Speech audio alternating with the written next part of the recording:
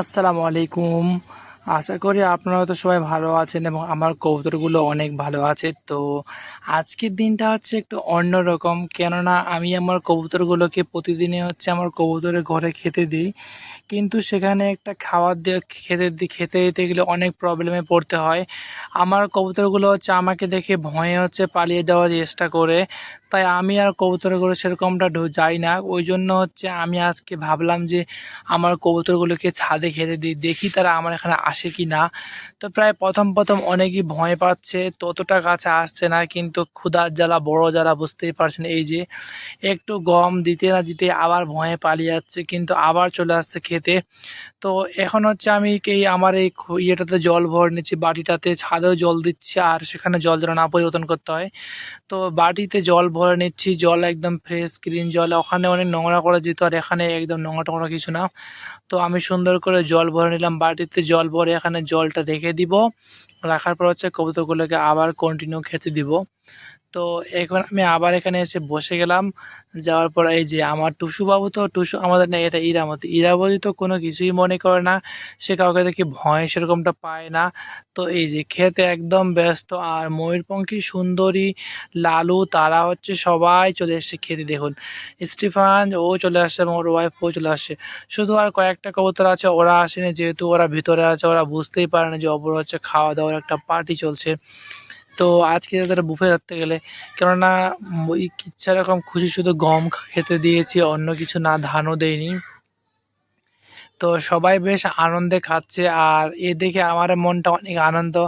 যেহেতু আমি প্রতিদিন কন্টিনিউ ভিতরে খেতাম, তো আমাকে দেখে অনেক ভয় পেত, অনেক লাফালাফি করতো, উড়াউড়ি করতো। তো তাই আমি ভাবলাম যে আজ থেকেও তাদের ছাদেই খেতে দিই। হয়তো দু একদিন এই যে উড়াউড়ি করছে শুধু, আর উড়াউড়ি করবে না যদি হচ্ছে কন্টিনিউ তাদের এরকম প্রতিদিন ডেকে ডেকে ছাদে খাওয়ানো হয়। তার মধ্যে একটা নতুন অতিথি কবুতর চলে এসেছে খেতে। ওই যে কবুতরটা আপনাদেরকে দেখানোর চেষ্টা করছে, ওই যে দূরে হাঁটছে যে কবুতরটা, সেটা হচ্ছে আমাদের এখানকার না, সে এখানে চলে আসছে খেতে। তো সবাই বেশ অনেক সুন্দর ইচ্ছা মতন মন মতন ভরে হচ্ছে খাচ্ছে। আর কবুতর পালন যে এতটা সুন্দর এবং শখের, লাভজনক, লাভজনক কি, ফেন্সি কবুতর এবং দেশি কবুতর লাভজনক, কিন্তু ফেন্সি কবুতর লাভজনক সেটা না। তো সবাই মন ভরে কত সুন্দর করে খাচ্ছে, কেউ ডিস্টার্ব ফিল করছে না। তো আমাদের ইরামতির খাওয়া কমপ্লিট। এখন সে হয়তো জল পান করলো, জল পান করে আবার চলে আসলে খেতে। আর একটু খাবে, খাওয়ার পর হয়তো সম্ভবত সে উড়িয়ে চলে যাবে, কেননা প্রায় জল পান করা তাদের কমপ্লিট এবং প্রতিটা কবুতরের খাওয়া দাওয়া কমপ্লিট। এই যে তাদের খাওয়া কমপ্লিট, সে চলেও গেল অলরেডি, আবার রিটার্ন করেছে। তো মনে হয় আর থাকবে না, চলে যাবে সম্ভবত, কেননা খাওয়া দাওয়া কমপ্লিট। তো ছাদে আমাদের মাটি নিয়ে আসা কমপ্লিট।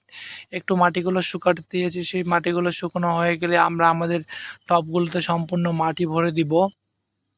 তো এখানে একটা ডালিম গাছ লাগানো হয়েছে। আর আপনাদেরকে দেখাচ্ছিলাম আমাদের এখানে ড্রাগন ফ্রুটের গাছটা।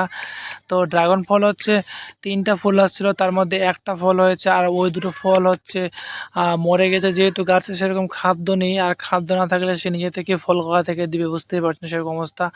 আমি ভাবছিলাম গাছটাকে তুলে ফেলে দেবো, কিন্তু না, তুলে ফেলবো না, তাকে হয়তো কিছু খাবার দিতে লাগবে আমার। তো হয় তা খাবার দিব ওই কিছুদিনের মধ্যে। আবার এই যে দেখতে পাচ্ছেন প্রতিটা গাছের এই ফুলটার মধ্যে কি পরিমাণে ছোট ছোট পিঁপড়ার মতো কি পোকা, অনেক পরিমাণে হচ্ছে একদম ফুলটাতে ধরে পড়েছে।